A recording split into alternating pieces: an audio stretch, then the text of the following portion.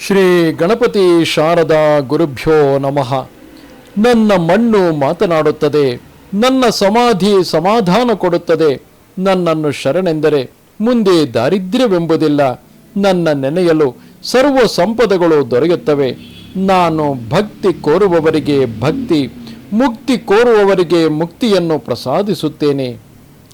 ಶ್ರೋತೃಗಳಿಗೆ ಹಂಸಕವಿ ವಿರಚಿತ ಶ್ರೀ ದತ್ತ ಭಾಗವತದ 7ನೇ ಭಾಗ ಉತ್ತರಕಾಂಡ ಪಂಚಮ ಸ್ಕಂದ ಶ್ರೀ ಸಾಯಿ ಚರಿತಾಮೃತದಲ್ಲಿ ನಾನಾ ಚಾಂದೋರ್ಕರ್ ಅವರು ರಾಧಾಕೃಷ್ಣ ಆಯಿಯನ್ನು ಶಿರಡಿಗೆ ಪರಿಚಯ ಮಾಡಿಸಿದ್ದು ಹಾಗೂ ಆಕೆಯ ಕಥಾಪ್ರಸಂಗವೆಂಬ 15ನೆಯ ಅಧ್ಯಾಯಕ್ಕೆ ಸ್ವಾಗತ.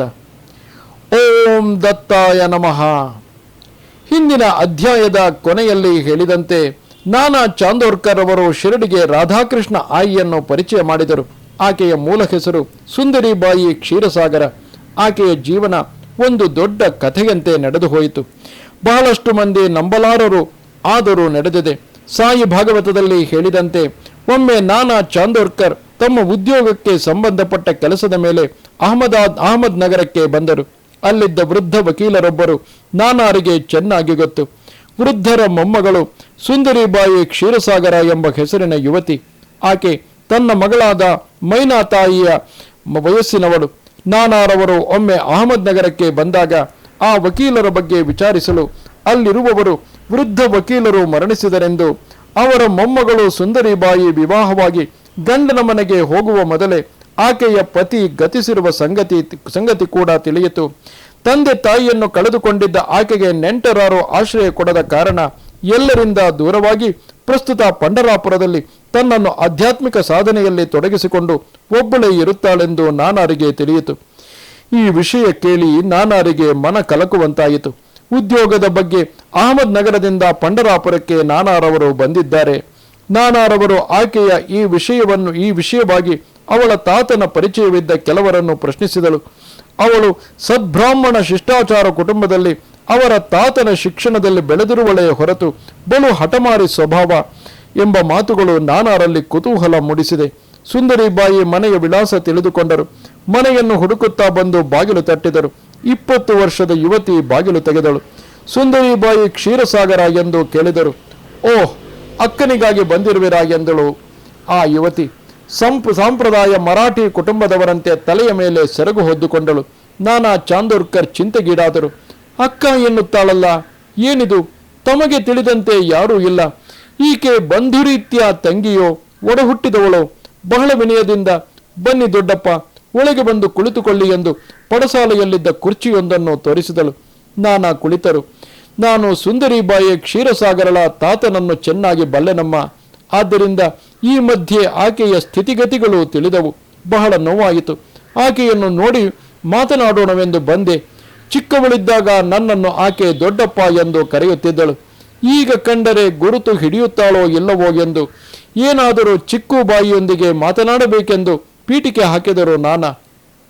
ಆಗ ಆ ಯುವತಿಯು, ದೊಡ್ಡಪ್ಪ, ಅಕ್ಕನಿಗೆ ಬಹಳ ಜ್ಞಾಪಕವಿರುತ್ತದೆ. ಒಂದು ಸಲ ಜೀವನದಲ್ಲಿ ನೋಡಿದ ವ್ಯಕ್ತಿಯನ್ನು ಎಂದಿಗೂ ಮರೆಯಲಾರಳು. ಅವಳ ನೆನಪಿನ ಶಕ್ತಿ ಅಮೋಘವಾದುದು. ನನ್ನ ಮದುವೆಯಲ್ಲಿ ನಾನು ನೋಡಿದ ನನ್ನ ಅತ್ತೆಯವರ ಬಂಧುಗಳನ್ನು 1 ತಿಂಗಳ ನಂತರ ಭೇಟಿಯಾದಾಗ ನಾನು ಗುರುತು ಹಿಡಿಯಲಿಲ್ಲ. ನನಗೆ ಗೊತ್ತಾಗಲೇ ಇಲ್ಲ. ಆದರೆ ಅಕ್ಕ ನನ್ನ ತಲೆ ಮುಟ್ಟಿ ಹೇಳಿದಳು, ಮೊದ್ದು, ಆತನು ನಿನ್ನ ನಾದಿನಿಯ ಗಂಡನ ತಮ್ಮ. ಇವರು ನಿಮ್ಮ ಅತ್ತೆಯ ತಂಗಿಯ ಸೊಸೆ. ಹೀಗೆ ಅರಳು ಹುರಿದಂತೆ ಮಾತನಾಡಿದಳು. ಆಗ ನಾನಾ ಮನದಲ್ಲೇ ಈಕೆ ಒಳ್ಳೆಯ ಗೃಹಿಣಿಯಾಗಿ ಕಾಣುತ್ತಾಳೆ ಎಂದು ಬಗೆದು, ನೀನು ಆಕೆಯ ತಂಗಿ ಏನಮ್ಮ ಎಂದು ನಾನಾ ಅಚ್ಚರಿಯಿಂದ ಕೇಳಿದರು. ಆಗ ಚಿಕ್ಕುಬಾಯಿ ನಾನಾರನ್ನು ಕುರಿತು, ಜೀವನದಲ್ಲಿ ಅನೇಕ ರೀತಿಯ ಬಂಧುತ್ವಗಳಿರುತ್ತವೆ. ಆಕೆಯ ತಮ್ಮನ ಹೆಂಡತಿಯೇ ಚಿಕ್ಕಮ್ಮನ ಮಗಳೇ. ಪ್ರಪಂಚದಲ್ಲಿ ಮಾನಸಿಕವಾದ ಜನ್ಮಾಂತರಗಳ ಬಾಂಧವ್ಯ ಇರುವುದಿಲ್ಲವೇ? ತಾಯಿ ತಂದೆಯ ಬಂಧುಗಳು, ಗಂಡನ ಮೂಲಕ ಬಂಧುತ್ವಗಳು. ನೀವು ಬಹುಶಃ ಅಕ್ಕನಿಗೆ ದೊಡ್ಡಪ್ಪನಾಗುತ್ತೀರೇನೋ. ನಿಮ್ಮ ಬಂಧುತ್ವವು ನನ್ನಂತೆಯೇ ಆಯಿತಲ್ಲ. ನಾನೂ ನಿಮ್ಮನ್ನು ದೊಡ್ಡಪ್ಪನೆಂದು ಕರೆಯುತ್ತಿದ್ದೇನೆ. ನೀವೇನು ಅನ್ಯಥಾ ಭಾವಿಸಬೇಡಿ. ನನಗೆ ಏನನ್ನಿಸಿದೆಯೋ ಹಾಗೆ ಕರೆಯುತ್ತೇನೆ ಎಂದಳು ಚಿಕ್ಕುಬಾಯಿ. ನಾನಾ ಸ್ವಲ್ಪ ನಕ್ಕು ಸುಮ್ಮನಾದರು. ಈ ಹಿಂದೆ ನಾನಾ ಬಾಬಾರನ್ನು ಮೊದಲ ಬಾರಿಗೆ ಭೇಟಿಯಾದಾಗ, ನಮ್ಮದು ಜನ್ಮಗಳ ಅನುಬಂಧ ನಿನಗೆ ತಿಳಿಯದು, ಆದರೆ ನನಗೆ ಗೊತ್ತು ಎಂಬ ಬಾಬಾರ ಮಾತು ನೆನಪಿಗೆ ಬಂದಿತು. ಈ ಯುವತಿ ಬಂಧುತ್ವಗಳ ಕುರಿತು ಹಾಸ್ಯವಾಗಿ ಎಚ್ಚರಿಸಿದ್ದಾಳೆ. ಅದು ಹಾಗಲ್ಲ ಬಿಡಮ್ಮ.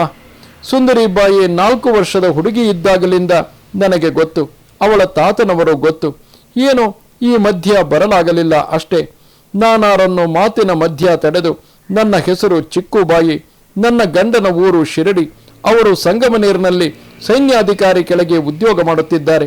ನಮ್ಮ ವಿವಾಹವು ಸಂಗಮನೀರಿನಲ್ಲಿ ನಡೆದಿದೆ. ಈಗ ಅವರು ಅಹಮದ್ ನಗರದಲ್ಲಿ ಇರುತ್ತಾರೆ. ಅದು ನನ್ನ ತವರೂರು ಕೂಡ. ಸುಂದರಕ್ಕ ನನಗಿಂತ 6 ವರ್ಷ ದೊಡ್ಡವಳು. ಆದರೂ ನಮ್ಮಿಬ್ಬರಿಗೂ ಚಿಕ್ಕಂದಿನಿಂದಲೂ ಒಳ್ಳೆಯ ಸ್ನೇಹ. ಆಕೆಯನ್ನು ಅಕ್ಕ ಎಂದು ಕರೆದೆ ಅಭ್ಯಾಸ ಎಂದಳು ಆಕೆ. ಆಗ ಮತ್ತೆ ನಾನಾ, ಒಳ್ಳೆಯದು ತಾಯಿ, ನಿಮ್ಮವರ ಹೆಸರೇನು ಎಂದು ಕೇಳಿದಾಗ ಆಕೆ ಹೇಳುತ್ತಾಳೆ, ಬಯ್ಯಾಜಿ ಪಾಟೀಲ್ ಕೋಟೆ. ಏನು, ಇದುವರೆಗೂ ಸುಂದರಿಬಾಯಿ ಕಾಣಿಸಲಿಲ್ಲವಲ್ಲ ಎಂದು ಕೇಳಿದಾಗ ಬರುತ್ತಾಳೆ, ಸ್ವಲ್ಪ ಹೊತ್ತು ಕುಳಿತುಕೊಳ್ಳಿ. ಆಕೆ ಮಹಡಿಯ ಕೊಠಡಿಯಲ್ಲಿ ಧ್ಯಾನದಲ್ಲಿದ್ದಾಳೆ. ಧ್ಯಾನ ಭಂಗ ಮಾಡುವ ಹಾಗಿಲ್ಲ ಎಂದಳು ಚಿಕ್ಕು. ಧ್ಯಾನದಲ್ಲ, ಆಶ್ಚರ್ಯಪಟ್ಟರು ನಾನಾ. ಹೌದು ದೊಡ್ಡಪ್ಪ, ಅಕ್ಕನಿಗೆ ಚಿಕ್ಕವಳಿದ್ದಾಗ ನಾಟ್ಯ, ಸಂಗೀತ, ಚಿತ್ರಲೇಖನ ಎಲ್ಲ ಕಲೆಗಳನ್ನು ಕಲಿಸಿದ್ದರು. ಅವರ ತಾತನವರು ಬಾಟುಗಳ ಸಂಪ್ರದಾಯದಂತೆ ಪೂಜೆ ಮಾಡುವವರು. ಅಕ್ಕ ಪಂಢರೀನಾಥನ ಸ್ತೋತ್ರ ಚೆನ್ನಾಗಿ ಮಾಡುತ್ತಾಳೆ. ಅವಳ ಮದುವೆ ಪಲ್ಲಕ್ಕಿಯ ಪಕ್ಕದಲ್ಲಿ ನಾನು ನಡೆದು ಬರುತ್ತಿದ್ದರೆ ನನ್ನನ್ನು ತನ್ನ ಪಕ್ಕದಲ್ಲೇ ಕೊಳ್ಳಿರಿಸಿಕೊಂಡಳು. ಅಕ್ಕನ ಮದುವೆ ನನಗೆ ಚೆನ್ನಾಗಿ ನೆನಪಿದೆ. ಆಗ ನನಗೆ 8 ವರ್ಷಗಳು ಎಂದಳು ಚಿಕ್ಕುಬಾಯಿ. ಹೀಗೆ ದೊಡ್ಡಪ್ಪ ಎಂದು ತಮ್ಮನ್ನು ಕರೆಯುತ್ತಾ ಬಹಳಷ್ಟು ವಿಚಾರಗಳನ್ನು ತಿಳಿಸಿದ್ದಾಳೆ.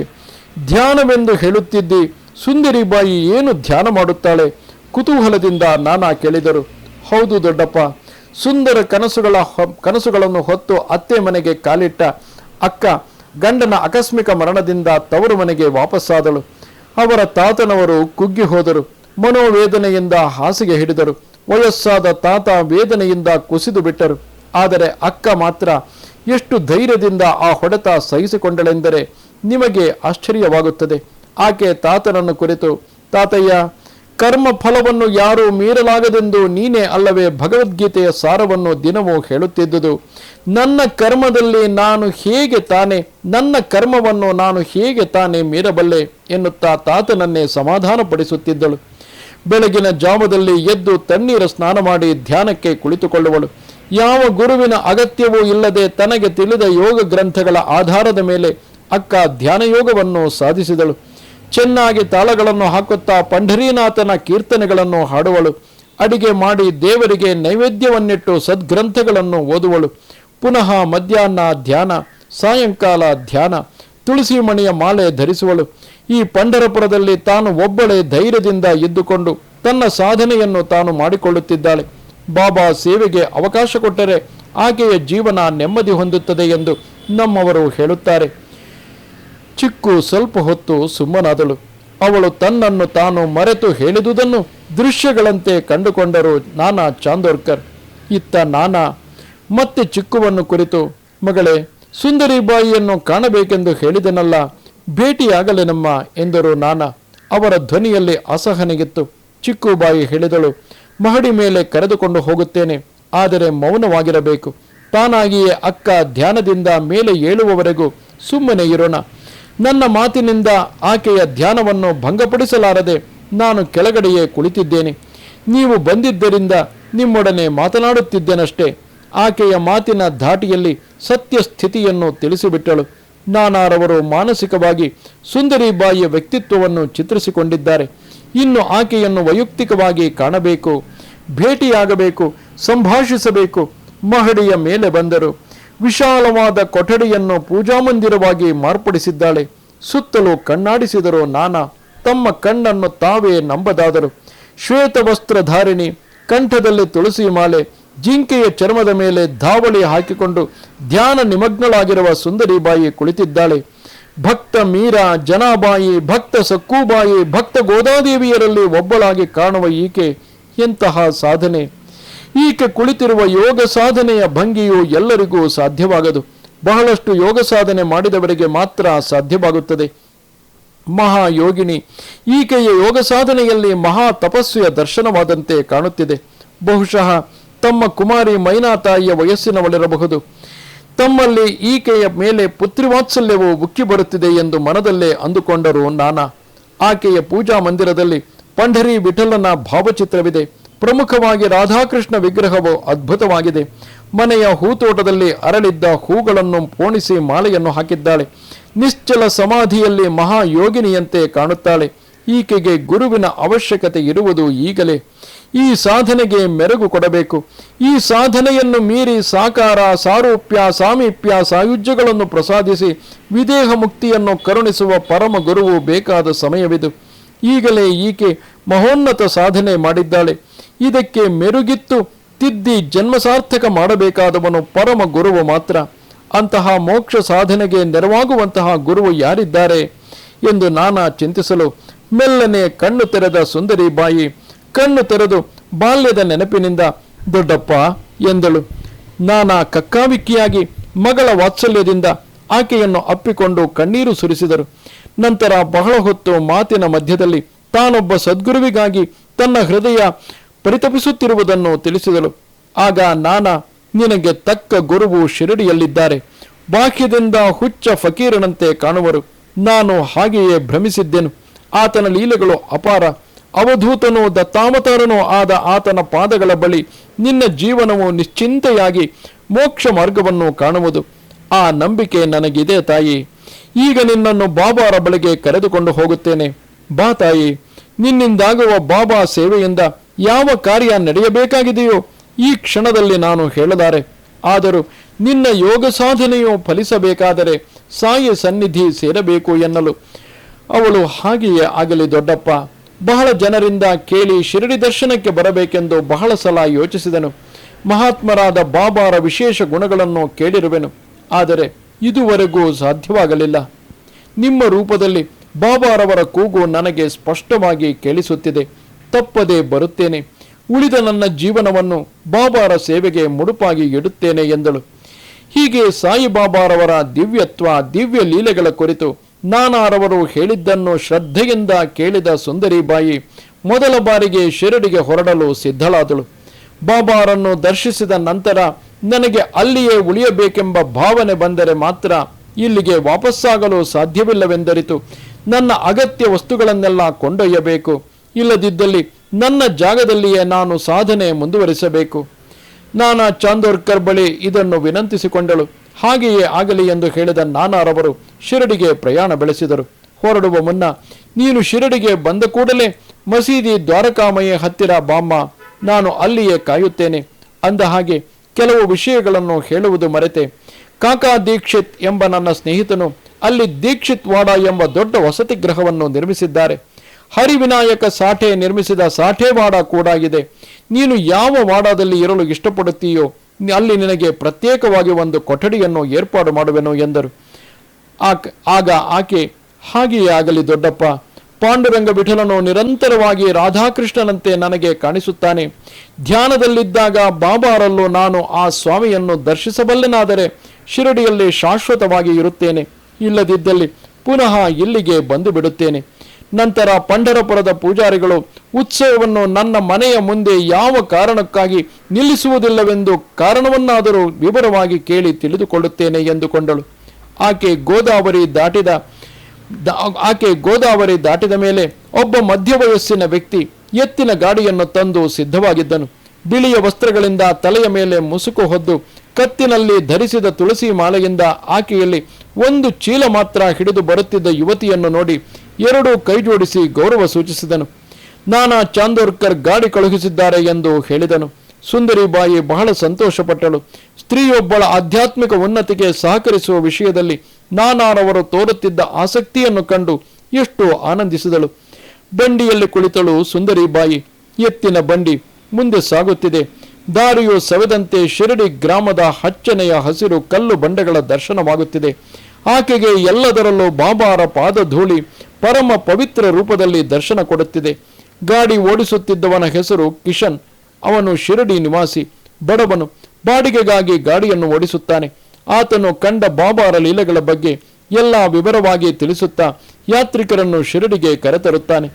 ಸಂತೋಷದಿಂದ ಎತ್ತರ ಧ್ವನಿಯಲ್ಲಿ ಭಾವುಕನಾಗಿ ಹೇಳುತ್ತಾನೆ. ಅದು ಎಂತೆಂದರೆ, ಅಮ್ಮ ಅವರೇ, ನನಗೆ 5 ವರ್ಷ ವಯಸ್ಸಿರಬಹುದು. ಸ್ಕೂಲಿಗೆ ಹೋಗುವೆನೆಂದು ಹೇಳಿ ಊರ ಹೊರಗೆ ಗೋಲಿಯಾಡಲು ಹೋಗುತ್ತಿದ್ದೆ. ತೋಟದ ಹುಡುಗರ ಜೊತೆ ಗೋಲಿಯಾಡುತ್ತಾ ನನ್ನ ಎಲ್ಲ ಗೋಲಿಗಳನ್ನು ನಾನು ಕಳೆದುಕೊಂಡಾಗ ವಿಪರೀತ ಕೋಪ ಬಂತು. ಗೋಲಿಗಳೆಲ್ಲ ಬೇರೆಯವರ ಬಳಿ ಸೇರುತ್ತಿದೆ. ಬರುತ್ತಿರುವ ಅಳುವನ್ನು ಒತ್ತಿ ಹಿಡಿದಿದ್ದೇನೆ. ಹಾಗೆ ಕುಳಿತು ಬಿಟ್ಟೆ.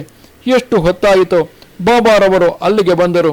ಏನೋ ಕಿಶನ್, ಅಳಬೇಡ, ನಿನ್ನ ಬದಲು ನಾನು ಆಡುತ್ತೇನೆ, ನೋಡುತ್ತಿರು, ನಿನ್ನ ಗೋಲಿಗಳನ್ನೆಲ್ಲ ಗೆದ್ದು ಕೊಡುವೆ ಎಂದರು. ನಾನು ಏನೂ ತಿಳಿಯದ ಬಾಲಕ. ಬಾಬಾರು ದೇವರೆಂದು ನನಗೇನು ಗೊತ್ತು. ಬಾಬಾ ಮಣ್ಣಿನಲ್ಲಿ ಗೋಲಿಯಾಡುತ್ತಾ ಎಲ್ಲರ ಗೋಲಿಗಳನ್ನು ಗೆದ್ದು ಕೊಟ್ಟರು. ನನ್ನ ಜೇಬಿಗೆ ಗೋಲಿಗಳನ್ನು ತುಂಬಿದರು. ನನಗೆಷ್ಟು ಸಂತೋಷವಾಯಿತು ನಿಮಗೆ ಗೊತ್ತಾ? ಅವರು ಚೀಲವನ್ನು ಹೆಗಲಿಗೆ ಏರಿಸಿಕೊಂಡು, ನಿನಗೆ ಈಗ ಸಂತೋಷವಾ ಕಿಶನ್ ಎಂದು ಹೇಳಿ ಹೊರಟು ಹೋದರು. ಮತ್ತೆ ಮುಂದುವರಿದ ಅವನು, ಅದೊಂದೇ ಅಲ್ಲ ಅಮ್ಮ ಅವರೇ, ಚಿನ್ನಿ ದಾಂಡು ಆಡುವರು ನಮ್ಮೆಲ್ಲರ ಜೊತೆ ಆಡಿದ್ದಾರೆ. ಚಿನ್ನಿ ದಾಂಡಿನಲ್ಲಿ ಅವರು ಗಿಲ್ಲೆ ಮೇಲೆ ಹೊಡೆದರೆ ಆಕಾಶದೆತ್ತರಕ್ಕೆ ಎಗರುತ್ತದೆ. ಕಣ್ಣೆತ್ತಿ ನೋಡಿದರೆ ಅಲ್ಲಿ ಯಾವಾಗ ಬೀಳುವುದೋ ನಮಗೆ ತಿಳಿಯುತ್ತಿರಲಿಲ್ಲ ಎಂದರು ಕಿಶನ್. ಸುಂದರಿ ಬಾಯಿಗೆ ಆಶ್ಚರ್ಯವಾಗಿದೆ. ಆಕೆಗೆ ಬೃಂದಾವನದ ಗೋಪಿಯರ ನೆನಪಾಗಿದೆ. ಗೋಕುಲದ ಬೃಂದಾವನದಲ್ಲಿ ಗೋಪಾಲರ ಜೊತೆ ಆಟವಾಡಿದ ಕೃಷ್ಣನು ಗೋಪಿಯರು ಯಾರೂ ದೇವರೆಂದು ತಿಳಿಯಲಿಲ್ಲ. ತಮ್ಮಲ್ಲಿ ಆತನು ಒಬ್ಬನೆಂದು ತಿಳಿದು ಆಡಿದರು. ಆ ಮುರಳೀಧರನ ಮಹಾದ್ಭುತ ಲೀಲೆಗಳಿಂದ ತಮ್ಮ ವ್ಯಕ್ತಿತ್ವಗಳನ್ನು ಮರೆತು ಬಿಟ್ಟರು. ವ್ಯಕ್ತಿತ್ವವೆಂಬ ಅಹಂಕಾರವು ಉಳಿದಿರುವಷ್ಟು ಅವನಲ್ಲಿ ಲೀನವಾಗಿ ಹೋದರು. ಶಿರಡಿ ಜನರು ಅದೆಷ್ಟು ಪುಣ್ಯಾತ್ಮರು. ಬಾಬಾ ಅವರೆಲ್ಲರಲ್ಲಿ ಒಬ್ಬರಾಗಿ ಬೆರೆತು ಹೋಗಿದ್ದಾರೆ. ಹಾಡಿದ್ದಾರೆ, ಆಟವಾಡಿದ್ದಾರೆ. ಚಿಕ್ಕವರಿಗೆ ಚಿಕ್ಕವನು, ಮಕ್ಕಳಿಗೆ ಮಗುವಿನಂತೆ, ಯುವಕರಿಗೆ ಯುವಕನಂತೆ, ಮುದುಕರಿಗೆ ಮುದುಕನಂತೆ. ಅಮ್ಮ ಅವರೇ, ಅವರು ತಾಕಿಯಾದಲ್ಲಿ ಏನದು ಕಿಶನ್? ಸುಂದರಿಬಾಯಿ ಕುತೂಹಲದಿಂದ, ಅಮ್ಮ ಅವರೇ, ತಾಕಿಯಾ ಎಂದರೆ ಮುಸ್ಲಿಮರು ಭಕ್ತಿಗೀತೆಗಳನ್ನು ಹಾಡುತ್ತಾ ನೃತ್ಯ ಮಾಡುತ್ತಾರೆ. ತಾಕಿಯಾಗಿ ಹೋಗುವವರು ಅಲ್ಲಿ ಸೇರಿ ಖುರಾನ್ ಓದುತ್ತಾರೆ. ಬಹಳ ಚೆನ್ನಾಗಿ ಕವ್ವಾಲಿಗಳನ್ನು ಗಜಲ್ಗಳನ್ನು ಹಾಡುತ್ತಾ ನೃತ್ಯ ಮಾಡುತ್ತಾರೆ. ಬಾಬಾ ಗೊತ್ತೇ? ಆಜಾನುಬಾಹುವಾದ ಬಾಬಾ ಕಾಲುಗಳಿಗೆ ಗೆಜ್ಜೆ ಕೊಟ್ಟಿಕೊಂಡು 2 ಕೈಗಳನ್ನು ಜೋಡಿಸಿ ಮೇಲೆತ್ತಿ ಲಯಬದ್ಧವಾಗಿ ತಿರುಗುತ್ತಾ ವರ್ತುಲಗಳಲ್ಲಿ ಸುತ್ತಿ ನೃತ್ಯ ಮಾಡುವುದನ್ನು ನಾನು ಬಹಳ ಸಲ ನೋಡಿದ್ದೇನೆ. ಬಗ್ಗುತ್ತಾ ಏಳುತ್ತಾ ಬಾಬಾ ನರ್ತಿಸುತ್ತಿದ್ದರೆ ನೋಡಲು 2 ಕಣ್ಣುಗಳು ಸಾಲದು. ಅಮ್ಮ ಅವರೇ, ಬಾಬಾರವರದು ಎಂತಹ ಕಂಠಸ್ವರ, ಎಂತಹ ಗಾನ, ಭಕ್ತಿಯ ಪಾರವಶ್ಯತೆ ಎಂತಹುದು, ಪರವಶತೆಯಲ್ಲಿದ್ದಾನೆ ಎಂದು ಕಿಶನ್ ಬಾಬಾರ ಕುರಿತು ವರ್ಣಿಸುವನು. ಆಗ ಸುಂದರಿಬಾಯಿ, ನಿನ್ನ ಭಾಷೆ ಚೆನ್ನಾಗಿದೆ ಕಿಶನ್, ಎಲ್ಲಿಯವರೆಗೆ ನೀನು ಓದಿರುವೆ ಎಂದಳು. ಆಗ ಅವನು, ನಾನು ಓದುವುದ? ಸ್ಕೂಲು ಎಂದರೆ ಓಡಿ ಹೋಗುವವನು ನಾನು. ಬಾರೋ ಕಿಶನ್, ಓದು ಹೇಳಿಕೊಡುತ್ತೇನೆ ಎಂದು ಬಾಬಾರವರು ಕರೆದರು. ಅದಕ್ಕೆ ಕಾರಣ ಹೋಗಿದೆ. ನಾನು ಸ್ಕೂಲಿಗೆ ಹೋಗುತ್ತಿಲ್ಲವೆಂದು ಕೋಪದಿಂದ ನಮ್ಮ ತಂದೆ ಬೆನ್ನು ಮುರಿಯುವಂತೆ ಹೊಡೆದದ್ದನ್ನು ಬಾಬಾ ನೋಡಿದರು. ಆಗ ಬಾಬಾ ನನ್ನ ತಂದೆಯನ್ನು ಕುರಿತು, ಹೊಡೆದರೆ ಓದು ಕಲಿಯುತ್ತಾನೆಯೇ ಅಥವಾ ಓದು ಬರುತ್ತದೆಯೇ ಎಂದು ಬಾಬಾ ನನ್ನ ತಂದೆಯನ್ನು ಗದರಿಸಿ ಕಳಿಸಿಬಿಟ್ಟರು. ನನ್ನನ್ನು ಹತ್ತಿರ ಕುಳ್ಳಿರಿಸಿಕೊಂಡು ಬಾಬಾ ಹೇಳಿದರು, ಓದೆಂದರೆ ಏನು ಅಲ್ಲವೋ ಕಿಶನ್, ಚೆನ್ನಾಗಿ ಒಳ್ಳೆಯ ಮಾತನಾಡುವುದು, ಹೊಂದಿಸಿಕೊಳ್ಳುವುದು, ಇವೆರಡೂ ಇದ್ದರೆ ಓದಿನಲ್ಲಿ ಸಾರವೆಲ್ಲ ಬಂದ ಹಾಗೆಯೇ ಎಂದು ಮಸೀದಿಯೊಳಗೆ ಕರೆದುಕೊಂಡು ಹೋದರು. ಮರಳಿನಲ್ಲಿ ಅಕ್ಷರಗಳನ್ನು ತಿದ್ದಿಸಿದರು. ಅಷ್ಟೇ ಅಮ್ಮ ಅವರೇ, ನನಗೆ 1 ವಾರದಲ್ಲಿ ಮರಾಠಿ ಭಾಷೆಯ ಯಾವ ಪುಸ್ತಕ ಕೊಟ್ಟರೂ ಓದುವಂತಹ ಶಕ್ತಿ ಬಂದಿದೆ. ನಮ್ಮ ಅಪ್ಪ ಅಮ್ಮ ಅಕ್ಕ ಅಣ್ಣನಿಗಿಂತ ಒಳ್ಳೆಯ ಭಾಷೆ ಕಲಿತೆ. ಅದನ್ನು ಎಲ್ಲರೂ ಗುರುತಿಸಿದರು. ಆಗ ನನಗದರ ಉಪಯೋಗ ಅರ್ಥವಾಗಲಿಲ್ಲ. ಆದರೂ ಬರಬರುತ್ತಾ ಅರ್ಥವಾಗುತ್ತಾ ನನ್ನ ಆತ್ಮವಿಶ್ವಾಸ ಹೆಚ್ಚಿತು. ನನ್ನ ಭಾಷೆಯನ್ನು ಬಾಬಾ ಸಂಸ್ಕರಿಸಿದರೆಂದು, ತಮ್ಮ ಶಕ್ತಿಯನ್ನು ತೋರಿಸಿ ತನ್ನಲ್ಲಿ ಆತನ ಶಕ್ತಿ ಪ್ರವಹಿಸಿ ಅಕ್ಷರ ಜ್ಞಾನ ವಾಕ್ಕು ದಯಪಾಲಿಸಿದರೆಂದು ಕಿಶನ್ ಹೇಳಿದನು. ಸುಂದರಿಬಾಯಿಗೆ ಆಶ್ಚರ್ಯ, ಆನಂದ ಒಟ್ಟಿಗೆ ಉಂಟಾಗಿತು. ತಡೆ ಇಲ್ಲದೆ ಕಿಶನ್ ಹೇಳುತ್ತಿರುವುದನ್ನು ಸುಂದರಿಬಾಯಿ ದಾರಿಯುದ್ದಕ್ಕೂ ಆಲಿಸಿದಳು. ಕೆಲವು ಶತಮಾನಗಳ ಹಿಂದೆ ಈ ಶಿರಡಿ ಮಹಾನಗರವಂತೆ ಅಮ್ಮ ಅವರೇ. ಬಾಬಾರವರು ಬಹಳ ಸಲ ಹೇಳಿರುವರು, ಇದು ನಮ್ಮ ಗುರುಸ್ಥಾನವಂತೆ. ಆದ್ದರಿಂದಲೇ ಇಲ್ಲಿ ಎಷ್ಟು ದೇವಾಲಯಗಳಿವೆ ಗೊತ್ತೇ? ಗಣಪತಿ, ಮಹಾದೇವ, ಮಾರುತಿ, ಮಹಾಲಕ್ಷ್ಮಿ, ಖಂಡೋಬಾ, ಈಶ್ವರ, ದುರ್ಗಾ ದೇವಾಲಯಗಳಿವೆ. ತಾಕಿಯಾದಂತಹ ಮುಸ್ಲಿಂ ಪ್ರಾರ್ಥನಾ ಮಸೀದಿಗಳಿವೆ.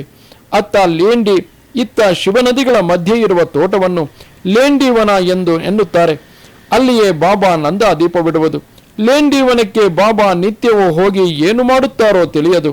ಆತನ ಹಿಂದೆಯೇ ಓಡಾಡುವ ಅಬ್ದುಲ್ಲಾಗೂ ತಿಳಿಯದು. ಅಬ್ದುಲ್ಲಾನನ್ನು ಬಾಬಾ ಕಾವಲ ಎಂದು ಕರೆಯುತ್ತಾರೆ. ವಾತ್ಸಲ್ಯದಿಂದ ನನ್ನ ಕಾವಲ ಅಂದರೆ ನನ್ನ ಕಾಗೆ ಬಂದನು ಎನ್ನುತ್ತಾರೆ. ಬಾಬಾ ನಿತ್ಯವೂ ಸ್ನಾನ ಮಾಡದೆ ಕೊಳಕು ಬಟ್ಟೆ ಧರಿಸುವರೆಂದು ಜನ ಮಾತನಾಡಿಕೊಳ್ಳುವರು.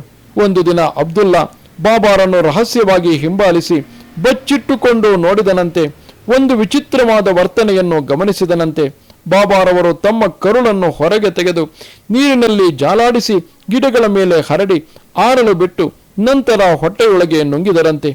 ಇನ್ನು ಏನೇನೋ ಆತನು ಮಾಡಲು ಹೊರಟಾಗ ಅಬ್ದುಲ್ಲಾ ಸ್ವಲ್ಪ ಹತ್ತಿರಕ್ಕೆ ಹೋಗಿ ಕುತೂಹಲ ತಡೆಯಲಾರದೆ 2 ಹೆಜ್ಜೆ ಮುಂದೆ ಹೋದಾಗ ಕಣ್ಣು ಮಸುಕಾಗಿ ಕಲ್ಲು ಎಡವಿ ಬಿದ್ದನಂತೆ. ಬಾಬಾ ಎಂದು ಕೂಗಿಕೊಳ್ಳಲು ಬಾಬಾ ಕೈ ಹಿಡಿದು ಎಬ್ಬಿಸಿ, ಇನ್ನೆಂದಿಗೂ ಹೀಗೆ ಮಾಡಬೇಡ, ನನ್ನನ್ನು ಪರೀಕ್ಷೆ ಮಾಡಬೇಕೆಂದು ಬಂದಿರುವೆಯಾದರೆ ನಿನ್ನ ಕಣ್ಣುಗಳೇ ಹೋಗಿಬಿಡುತ್ತವೆ ಎಂದು ಎಚ್ಚರಿಸಿದರಂತೆ. ಇದೆಲ್ಲವೂ ನಮಗೆ ತಿಳಿದ ಅವರ ಲೀಲೆಗಳು ಅಮ್ಮಾವರೇ ಎಂದು ಕಿಶನ್ ಸ್ವಲ್ಪ ಹೊತ್ತು ಸುಮ್ಮನಿದ್ದು ಬಿಟ್ಟನು. ಸುಂದರಿಬಾಯಿಗೆ ಸಂಕಟವಾಯಿತು. ಮಾನವನಿಗೆ ಮರೆವು ಎಂಬುದು ಒಂದು ವರವೂ ಹೌದು, ಶಾಪವೂ ಹೌದು. ಸಾಕ್ಷಾತ್ ದೇವರೇ ಮಾನವ ರೂಪದಲ್ಲಿ ಕಣ್ಣೆದುರಿಗೆ ಎದ್ದು ತನ್ನ ಮಹಾದ್ಭುತ ಶಕ್ತಿಗಳನ್ನು ಪ್ರದರ್ಶಿಸಿ ತೋರಿಸುತ್ತಾ ಉದ್ಧರಿಸಲು ಬಂದಾಗ ಎಷ್ಟು ಜನರು ಅದನ್ನು ಗುರುತಿಸಬಲ್ಲರು? ಆ ಮಾನುಷ ರೂಪದಲ್ಲಿ ದಿವ್ಯತ್ವವನ್ನು ಕ್ಷಣದಲ್ಲಿ ಮರೆತು ಹೋಗುತ್ತಿರುತ್ತಾರೆ. ಅಷ್ಟೇ ಅಲ್ಲದೆ ಟೀಕಿಸಲು ಪ್ರಾರಂಭಿಸುತ್ತಾರೆ. ಹಾಗೆ ನೋಡಿದ್ದಲ್ಲಿ ಶ್ರೀಕೃಷ್ಣನಲ್ಲಿ ಪರಮಾತ್ಮನನ್ನು ಎಷ್ಟು ಜನ ಗುರುತಿಸಬಲ್ಲವರಾಗಿದ್ದರು? ಆತನೊಡನೆ ಇದ್ದ ಸಮಕಾಲೀನರು. ಬಾಬಾರು ಹಾಗೆಯೇ ಸುಂದರಿಬಾಯಿ ಕಲ್ಪಿಸಿಕೊಂಡಳು. ಹಾಗೆ ನಡೆಯುವುದೂ ಇಲ್ಲ. ಬಾಬಾ ಅತೀತನಾಗಿ ಪೂಜಿಸಲ್ಪಡಬೇಕು. ಆತನಿಗೊಂದು ವಿಶೇಷತೆ, ಪ್ರತ್ಯೇಕತೆ, ವಿಶಿಷ್ಟ ರೀತಿಯಲ್ಲಿ ಆರಾಧಿಸಲ್ಪಡುವ ಪೂಜಾ ವಿಧಾನವನ್ನು ತರಬೇಕು. ಅಮ್ಮ ಅವರೇ, ಈ ಊರ ಹೆಸರು ಶಿರಡಿಯಲ್ಲ, ಶಿಲಧಿ. ಇದು ಶೀಲ ಜಲಧಿ. ಆದ್ದರಿಂದ ಇಷ್ಟು ದೇವಾಲಯಗಳಿವೆ. ಈ ಮಹಾತ್ಮನು ಇಲ್ಲಿ ಸಂಪೂರ್ಣವಾಗಿ ದತ್ತಾವತಾರಿಯಾಗಿ ಮಾನುಷ ರೂಪದಲ್ಲಿ ಬಂದಿದ್ದಾರೆ. ಅದನ್ನು ಸರಿಯಾಗಿ ಗುರುತಿಸಲಾರದೆ ಹೋಗುವುದು ಮನುಷ್ಯನ ಅಜ್ಞಾನವು ಹೊರತಾಗಿ ಆತನ ದಿವ್ಯತ್ವಕ್ಕೆ ಕೊಂದು ಅಲ್ಲವೇ ಅಲ್ಲ ಎಂದಳು. ಸುಂದರಿಬಾಯಿ ಭಕ್ತಿಯಿಂದ ಕಿಶನ್ನಂತಹ ಗ್ರಾಮೀಣ ಹುಡುಗ ಎತ್ತಿನ ಗಾಡಿ ಪ್ರಯಾಣದಲ್ಲಿ ನಡೆಸುತ್ತಾ ಬಂದ ಸಂಭಾಷಣೆ ಒಂದು ಮಹಾ ಅನುಭವದಂತೆ ಇತ್ತು. ಇಷ್ಟು ದೂರ ಸವೆದದ್ದು ಒಂದು ದಿವ್ಯ ಅನುಭವವಾಗಿತ್ತು ಸುಂದರಿಬಾಯಿಗೆ. ಕಿಶನ್ ಹೇಳುತ್ತಿದ್ದ ಬಾಬಾರ ಮಹಿಮೆಗಳು ಆಕೆಯ ಕಣ್ಣ ಮುಂದೆ ದೃಶ್ಯಗಳಾಗಿ ಹರಿದು ಹೋದವು. ಕಿಶನ್ ತನ್ನ ಕಥೆಯನ್ನು ಮತ್ತೆ ಮುಂದುವರಿಸಿ, ಬಾಬಾ ಮುಗ್ಧ ಮಕ್ಕಳಿಗೆ ಮಗುವಾಗಿ, ಯುವಕರಿಗೆ ಯುವಕರಾಗಿ, ಹಿರಿಯರಿಗೆ ಹಿರಿಯರಾಗಿ, ಕೆಲವರಿಗೆ ಖಂಡೋಬಾ, ಹಲವರಿಗೆ ದತ್ತಾತ್ರೇಯನಾಗಿ ಕಾಣುತ್ತಿದ್ದರು. ಹಲವರಿಗೆ ಗುರುದೇವರು ದುರ್ಗಾಶಕ್ತಿ ಸ್ವರೂಪನಾಗಿ ಕಾಣಿಸಿಕೊಳ್ಳುತ್ತಿದ್ದರು. ಯಾರ ಭೌತಿಕ ದೃಷ್ಟಿ, ಯಾರ ಹೃದಯ ಸಂಸ್ಕಾರ ಹೇಗೆ ಇರುವುದೋ ಅವರವರ ಭಾವಕ್ಕೆ ತಕ್ಕಂತಹ ದರ್ಶನ ಕೊಡುವರು. ಅಮ್ಮ ಅವರೇ, ಇನ್ನೊಂದು ವಿಷಯ ಹೇಳುವುದನ್ನು ಮರೆತೆ. ಒಂದೊಂದು ಸಲ ಬಾಬಾ ಕೆಟ್ಟ ಮಾತಿನಿಂದ ಬೈಯುತ್ತಾರೆ, ಓಡಿಸಿ ಬಿಡುತ್ತಾರೆ, ಕಲ್ಲು ಹೊಡೆಯುತ್ತಾರೆ, ಮಸೀದಿಯೊಳಗೆ ಸಹ ಬಿಡುವುದಿಲ್ಲ, ದಿಗಂಬರನಾಗಿ ನಿಲ್ಲುತ್ತಾರೆ, ನಾನಾ ರೀತಿಯ ಹುಚ್ಚಾಟ ಮಾಡುತ್ತಾರೆ. ನಿಮಗೆ ಈ ದಿನ ದರ್ಶನ ಕೊಡುತ್ತಾರೋ ಇಲ್ಲವೋ, ಬೈಯುತ್ತಾರೋ ಏನೋ ಗೊತ್ತಿಲ್ಲ. ನೀವು ಮಾತ್ರ ಭಯಪಡಬೇಡಿ ಎಂದನು. ಈ ಮಾತುಗಳನ್ನು ನಾನಾರವರು ಸಹ ತಿಳಿಸಿದ್ದರು. ಸುಂದರಿಬಾಯಿ ತಲೆ ಆಡಿಸಿದಳು. ಸ್ವಲ್ಪ ಹೊತ್ತಿನ ಮೇಲೆ ಗುರುಸ್ಥಾನದ ಬಳಿ ಬಂಡಿಯನ್ನು ನಿಲ್ಲಿಸಿದ ಕಿಶನ್ ಆಕೆ ಬಂಡಿಯಿಂದ ಇಳಿದಳು. ಒಂದು ಹುಣ್ಣಿಮೆಯ ಚಂದ್ರ ಬಿಂಬವು ಶಿರಡಿಯಲ್ಲಿ ಪಾದಾರ್ಪಣೆ ಮಾಡಲು ಅಲ್ಲಿಯೇ ಬಂದು ಕಾಯುತ್ತಿದ್ದ ಶ್ಯಾಮ, ಕಾಕಾ ದೀಕ್ಷಿತ್, ನಾನಾ ಚಾಂದೋರ್ಕರ್, ಭಯ್ಯಾಜಿ ಪಾಟೀಲ್ ಮತ್ತು ಅನೇಕ ಗ್ರಾಮಸ್ಥರು ಶ್ವೇತವಸ್ತ್ರ ಧಾರಣೆಯನ್ನು ಕಂಡು ದಿಗ್ಭ್ರಮೆಗೊಂಡರು. ನಾನಾನವರು ಹತ್ತಿರ ಬಂದೆಯಮ್ಮ ಸುಂದರಿಬಾಯಿ, ಪ್ರಯಾಣವು ಸುಖಕರವಾಗಿತ್ತೆ, ನಿನ್ನ ವಸ್ತುಗಳಲ್ಲಿ ಎಂದರು. ಅವರ ಧ್ವನಿಯಲ್ಲಿ ಪ್ರೀತಿ ಇತ್ತು. ಕಿಶನ್ ಮಾತುಗಳಲ್ಲಿ ನಿನಗೆ ದಾರಿ ಸವೆದುದು ತಿಳಿದಿರುವುದಿಲ್ಲ ಬಿಡು ಎಂದರು. ನಕ್ಕು ಸುಂದರಿಬಾಯಿ ತನ್ನ ಮುಖದ ತುಂಬ ಸೆರಗನ್ನು ಹೊದ್ದು, ನನ್ನ ವಸ್ತುಗಳನ್ನು ಆಮೇಲೆ ತರೋಣ, ಬಿಡಿ ದೊಡ್ಡಪ್ಪ, ಮೊದಲು ಸ್ನಾನ ಮಾಡಿ ಬಾಬಾರ ದರ್ಶನ ಮಾಡಲೇ ಎಂದಳು ಸುಂದರಿಬಾಯಿ. ರಾಧಾಕೃಷ್ಣ ವಿಗ್ರಹವನ್ನು ತನ್ನ ಪ್ರಾಣವೆಂಬಂತೆ ಕೈಗಳಲ್ಲಿ ಭಕ್ತಿಯಿಂದ ಹಿಡಿದು ನಿಂತಿದ್ದಾಳೆ. ಸ್ನಾನ ಪಾನ ಆಮೇಲೆ. ಬಾಬಾರಿಗೆ ನಿಯಮಗಳೇನೂ ಇಲ್ಲ. ಶ್ರೀಶೈಲ ಕ್ಷೇತ್ರದಲ್ಲಿ ಧೂಳಿ ದರ್ಶನ ಮಾಡಿಕೊಂಡೆ ಮಹಾದೇವನ ದರ್ಶನಕ್ಕೆ ಹೋಗಬಹುದು. ಬಾ ಹೋಗೋಣ ಎಂದು ಕಾಕಾ ಶ್ಯಾಮ ಕಾಪರ್ದೇವರಿಗೆ ಪರಿಚಯಿಸಿದರು. ನನಗೆ ಮೈನಾ ತಾಯಿಯಂತೆಯೇ ಈಕೆಯು ಮಗಳ ಸಮಾನ ಎಂದರು ನಾನಾ ಚಾಂದೋರ್ಕರ್ ಶ್ಯಾಮ ಹಿಂದೆ ಹಿಂಬಾಲಿಸುತ್ತಾ ಬಂದರು. ಸುಂದರಿಬಾಯಿ ಕ್ಷೀರಸಾಗರ ಎಂಬ 26 ವರ್ಷಗಳ ಈ ತರುಣಿ ವಿಧವೆಯು ದ್ವಾರಕಾಮಾಯಿ ಎಂಬ ಆ ಮಸೀದಿಯ ಪ್ರಾಂಗಣದೊಳಗೆ ಹೆಜ್ಜೆಯಿಟ್ಟಳು. ಆ ಸಮಯದಲ್ಲಿ ಸಾಯಿಬಾಬಾ ಮಸೀದಿಯ ಮೆಟ್ಟಿಲುಗಳ ಮೇಲೆ ನಿಂತಿದ್ದಾರೆ. ರಾಧಾಕೃಷ್ಣ ವಿಗ್ರಹದೊಂದಿಗೆ ಸುಂದರಿಬಾಯಿ ಬಾಬಾ ಬಳಿಗೆ ಬಂದಳು. ಬಾಬಾ ಅಲ್ಲಿ ಅಲೌಕಿಕ ದೃಷ್ಟಿಯಿಂದ ನಿಂತಿದ್ದಾರೆ. ಕ್ಷಣಕಾಲ ಆಕೆ ಹಾಗೆಯೇ ನೋಡಿದಳು. ಆಕೆಯ ಕಣ್ಮುಂದೆ ಅದ್ಭುತವಾದ ಜ್ಯೋತಿ ಮಿಂಚಿದೆ. ಎಲ್ಲವೂ ತೇಜೋಮಯವಾಗಿ ಪರಿವರ್ತನ ಹೊಂದಿದೆ. ತನ್ನ ಕಣ್ಮುಂದೆ ನಿಂತಿರುವವರು ಯಾರು? ಸಾಯಿಬಾಬಾ ಅಲ್ಲವೇ? ಕೈಯಲ್ಲಿ ಸ್ಫಟಿಕವೇ? ಅಲ್ಲ. ಬಿದಿರಿನಿಂದ ಮಾಡಿದ ಭುವನ ಮೋಹನ ರಾಗವಾಹಿನಿಯಾದ ಮುರಳಿಯೇ? ಅಲ್ಲ. ಅದ್ಭುತವಾದ ನೀಲಿ ಕಣ್ಣುಗಳು, ಅವು ಅಲೌಕಿಕ ದಿವ್ಯ ದೃಷ್ಟಿಗೋಲಗಳು. ದಿವ್ಯ ಪೀತಾಂಬರವು ಪಾದಗಳವರೆಗೂ ಇದೆ. ತಲೆಯ ಮೇಲಿರುವ ವಸ್ತ್ರವು ಮುರಳೀಧರನ ನವಿಲುಗರಿಯೇ? ಹಣೆಯಲ್ಲಿ ಚಂದನವೇ? ಅಲ್ಲ, ಕಸ್ತೂರಿ ತಿಲಕವೇ? ಜನನ ಮರಣಗಳಿಲ್ಲದ ನಿತ್ಯ ನೂತನ ವಿಗ್ರಹ. ಮುಗ್ಧ ಮೋಹಕವಾದ ತನ್ನ ರಾಧಾಕೃಷ್ಣನ ರೂಪವೇ? ರಾಧಾಕೃಷ್ಣ, ರಾಧೇಶ್ಯಾಮ ಹಾಗೆಯೇ ಎಷ್ಟು ಹೊತ್ತು ಜಪಿಸಿ ಹೇಳಿದಳೋ ಆಕೆಗೆ ತಿಳಿಯದು. ಯಾವಾಗ ರಾಧಾಕೃಷ್ಣರ ವಿಗ್ರಹವನ್ನು ಬಾಬಾರ ಪಾದಗಳ ಪಕ್ಕದಲ್ಲಿಟ್ಟಳೋ, ವೈಷ್ಣವ ಪದ್ಧತಿಯಲ್ಲಿ ಬಾಬಾರ ಪಾದಗಳಿಗೆ ನಮಸ್ಕರಿಸಿದಳೋ ಆಕೆಗೆ ತಿಳಿಯಲಿಲ್ಲ. ರಾಧಾಕೃಷ್ಣ ಆಯಿ, ಬಂದೆಯ? ಒಳ್ಳೆಯದು. ಬಲಗೈ ಮೇಲೆತ್ತಿ ಆಶೀರ್ವದಿಸುತ್ತಾ ಹೇಳಿದರು ಬಾಬಾ. ಆಗ ಆಕೆಯ ಹೆಸರು ಸುಂದರಿಬಾಯಿ ಕ್ಷೀರಸಾಗರ ಬಾಬಾ ಎಂದರು ನಾನಾ ಚಾಂದೋರ್ಕರ್. ಆಗ ಮತ್ತೆ ಬಾಬಾ, ಅದು ಆಕೆಯ ತಾಯಿ ತಂದೆ ಇಟ್ಟ ಹೆಸರು. ನಾನು ಮಾತ್ರ ಆಕೆಯನ್ನು ರಾಧಾಕೃಷ್ಣ ಆಯಿ ಎಂದೇ ಕರೆಯುತ್ತೇನೆ. ನಗುತ್ತಾ ನುಡಿದರು ಬಾಬಾ. ಆಕೆಯನ್ನು ಪುತ್ರಿ ವಾತ್ಸಲ್ಯದಿಂದ ನೋಡುತ್ತಾ, ಧನ್ಯಳಾದಳು ಬಾಬಾ ಎಂದರು ಶ್ಯಾಮ. ಏಳು, ತನ್ನನ್ನು ರಾಧಾಕೃಷ್ಣ ಆಯಿ ಎನ್ನುತ್ತಿದ್ದಾರಾ? ಇದು ತನಗೆ ಸನ್ಮಾನ, ಬಿರುದು. ಈ ಹೆಸರು ತನಗೆ ಶಾಶ್ವತವಾಗಬೇಕು ಎಂದಾಗ ಬಾಬಾ ಮತ್ತೆ ಆಕೆಯನ್ನು ಕುರಿತು, ನಿನ್ನೊಡನೆ ರಾಧಾಕೃಷ್ಣ ಮೂರ್ತಿಯನ್ನು ತಂದುಕೊಂಡಿದ್ದೀಯೇ? ಆದ್ದರಿಂದಲೇ ಈ ವಿಗ್ರಹಕ್ಕೆ ಅನುಗುಣವಾಗಿ ನಿನ್ನನ್ನು ರಾಧಾಕೃಷ್ಣ ಆಯಿ ಎನ್ನುತ್ತಿದ್ದೇನೆ. ನಿನ್ನ ಇಷ್ಟ ದೇವತೆಯನ್ನು ನೀನು ಪೂಜೆ ಮಾಡು, ಆರಾಧಿಸು, ಪ್ರಸನ್ನರಾಗಿ ನುಡಿದರು ಬಾಬಾ. ನಂತರ ಶ್ಯಾಮ ಬಾಬಾರನ್ನು ಕುರಿತು, ಬಾಬಾ, ಈಕೆಯನ್ನು ದೀಕ್ಷಿತ್ ವಾಡಾದಲ್ಲಿಯಾಗಲಿ ಸಾಠೆ ವಾಡಾದಲ್ಲಾಗಲಿ ಒಂದು ಪ್ರತ್ಯೇಕ ಕೊಠಡಿಯಲ್ಲಿ ವಾಸ್ತವ ಹೂಡಲು ತಿಳಿಸಿದ್ದೇನೆ. ತಾವು ಅನುಮತಿ ಕೊಟ್ಟರೆ ಎಂದರು ಶ್ಯಾಮ. ಬೇಡ ಬೇಡ ಶ್ಯಾಮ, ಅಲ್ಲಿ ತರ್ಕ ಪಾಂಡಿತ್ಯ ಸಮಾವೇಶಗಳು ನಡೆಯುತ್ತವೆ. ಅಲ್ಲಿ ಅಧ್ಯಯನ ಮಾಡುವವರು ಶಾಸ್ತ್ರವೇತ್ತರು ಇರುತ್ತಾರೆ. ಈಕೆ ಅಲ್ಲಿ ಇರಲಾರಳು, ಇರಕೂಡದು. ನಮ್ಮ ಶಾಲೆಯಲ್ಲಿ ಇರಲು ಹೇಳು, ಅಲ್ಲಿ ಸೌಕರ್ಯವಿರುತ್ತದೆ ಎಂದರು ಬಾಬಾ. ಹೀಗೆ ಸುಂದರಿಬಾಯಿಯು ರಾಧಾಕೃಷ್ಣ ಆಯಿಯಾಗಿ ಮಾರ್ಪಟ್ಟು ಅದೇ ತಾನು ತಂದಿದ್ದ ನಿಂಬೆ ಹಣ್ಣುಗಳನ್ನು ಬಾಬಾರಿಗೆ ಅರ್ಪಿಸಿದಳು. ಆಕೆಗೆ ಆ ಹೆಸರಿನಿಂದ ಹೊಸ ಜನ್ಮವು ಬಂದಂತಾಗಿದೆ. ತನ್ನ ಮೂಲ ಹೆಸರು ಅದೇ ಎಂಬುದು ಮನದಾಳದಲ್ಲಿ ಬೇರೂರಿದೆ. ನಿಂಬೆ ಹಣ್ಣುಗಳಲ್ಲಿ ತಾವು ಕೆಲವು ಹಣ್ಣುಗಳನ್ನು ಇಟ್ಟುಕೊಂಡು ತಮ್ಮ ಕೈಯಿಂದ ಸ್ಪರ್ಶಿಸಿದ ಫಲಗಳನ್ನು ಆಕೆಗೆ ಕೊಟ್ಟರು. ಮಿಕ್ಕಿದ್ದನ್ನು ಇತರರಿಗೆ ಪ್ರಸಾದವೆಂದು ಹಂಚಿದರು. ನಂತರ ಚಾಂದೋರ್ಕರ್ ಮತ್ತು ಭಯ್ಯಾಜಿರಾವರನ್ನು ಹಿಂಬಾಲಿಸಿ ರಾಧಾಕೃಷ್ಣ ಆಯಿ ಶಾಲೆಯ ಕಡೆಗೆ ಹೆಜ್ಜೆಗೆಟ್ಟಳು. ಮಸೀದಿಗೆ ಸ್ವಲ್ಪ ದೂರದಲ್ಲಿ ಚಾವಡಿಯಿದೆ, ಎದುರಿಗೆ ಶಾಲೆಯಿದೆ. ಒಂದು ಕಾಲದಲ್ಲಿ ತರಗತಿಗಳನ್ನು ನಡೆಸುತ್ತಿದ್ದ ಪಾಠಶಾಲೆಯಾಗಿತ್ತು. ಶ್ಯಾಮ ಅಲ್ಲಿಯೇ ಇರುವವರು. ಈ ಹುಚ್ಚ ಫಕೀರನ ನಾನಾ ರೀತಿಯ ಚೇಷ್ಟೆಗಳನ್ನು ಗಮನಿಸುವವರು. ಶಾಲೆಯ ಕಿಟಕಿಯಿಂದ ಎಲ್ಲವೂ ಗೋಚರಿಸುತ್ತದೆ. ಬಾಬಾ ರಾತ್ರಿ ವೇಳೆ ಆಂಗ್ಲ ಭಾಷೆ, ಉರ್ದು, ತಮಿಳು, ತೆಲುಗು, ಕನ್ನಡ ಇತ್ಯಾದಿ ಭಾಷೆಗಳಲ್ಲೂ ಯಾರೋ ಅದೃಶ್ಯ ವ್ಯಕ್ತಿಗಳೊಡನೆ ಮಾತನಾಡುವುದನ್ನು ಕೇಳಿಸಿಕೊಳ್ಳುವರು. ಇದೇ ಶಾಲೆಯನ್ನು ಈಗ ರಾಧಾಕೃಷ್ಣ ಆಯಿಗೆ ವಸತಿ ಗೃಹವಾಗಿ ಮಾರ್ಪಡಿಸಿರುವರು ಬಾಬಾ. ಇನ್ನು ಈ ರಾಧಾಕೃಷ್ಣ ಆಯಿ ಶಿರಡಿಯಿಂದ ಹೋಗುವವಳಲ್ಲ, ಶಿರಡಿಯನ್ನು ಬಿಡುವವಳಲ್ಲ. ತನ್ನ ಶೇಷ ಜೀವನವನ್ನು ಸಾಯಿನಾಥರ ಪಾದಗಳಡಿಯಲ್ಲಿ ಕಳೆಯುತ್ತಾ ಮೋಕ್ಷವನ್ನು ಸಾಧಿಸಬೇಕೆಂಬ ನಿರ್ಧಾರವನ್ನು ಕೈಗೊಂಡಿದ್ದಾಳೆ. ಮರುದಿನ ನಾನಾ ಚಾಂದೋರ್ಕರ್ರಲ್ಲಿ ವಿನಂತಿಸಿಕೊಂಡಳು, ದೊಡ್ಡಪ್ಪ, ಸಾಯಿ ಮಹಾರಾಜರ ಅನುಮತಿ ಪಡೆದು ನನ್ನ ಊರಿಗೆ ಪ್ರಯಾಣಿಸಿ ನನ್ನ ಅಗತ್ಯವಾದ ವಸ್ತುಗಳನ್ನು ತಂದುಕೊಳ್ಳುತ್ತೇನೆ.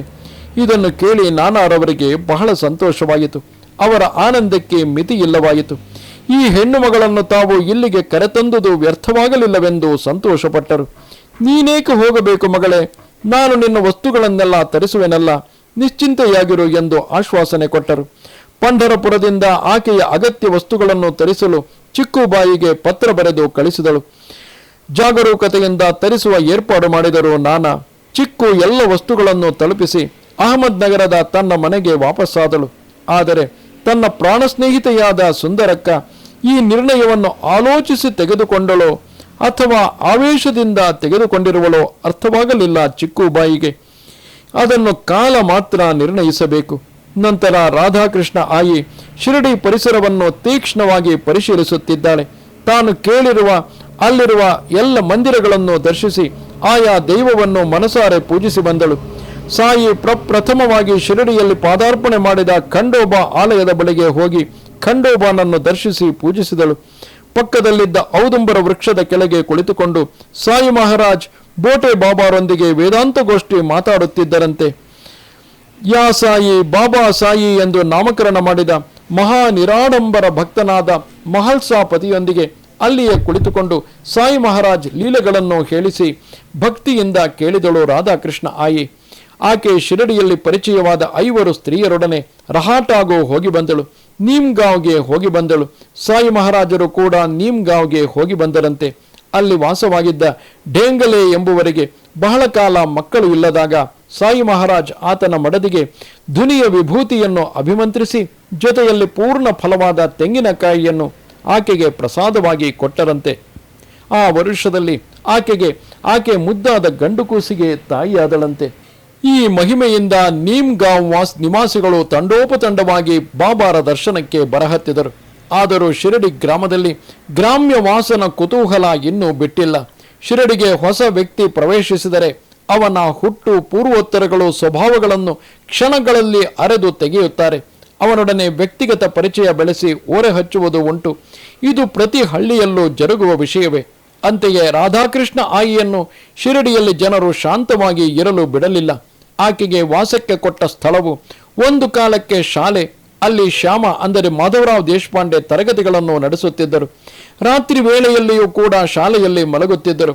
ಅವರ ಎದುರಿಗೆ ಇರುವ ಮಸೀದಿಯಲ್ಲಿ ವಾಸವಾಗಿರುವ ಫಕೀರ ಅಂದರೆ ಸಾಯಿಬಾಬಾ ಹುಚ್ಚ ಏನು ಮಾಡುತ್ತಾನೆ ಎಂದು ಪರೀಕ್ಷಿಸುತ್ತಿದ್ದರು. ಆದರೆ ರಾಧಾಕೃಷ್ಣ ಆಯಿ ಇದಾವುದಕ್ಕೂ ಲಕ್ಷ್ಯ ಕೊಡದೆ ಶಿರಡಿಯಲ್ಲಿ ತನ್ನ ಕರ್ತವ್ಯವನ್ನು ತಾನು ನಿಭಾಯಿಸುತ್ತಿದ್ದಳು. ಬೆಳಗಿನ ಜಾವದಲ್ಲಿ ನಿದ್ರೆಯಿಂದೇಳುವಳು.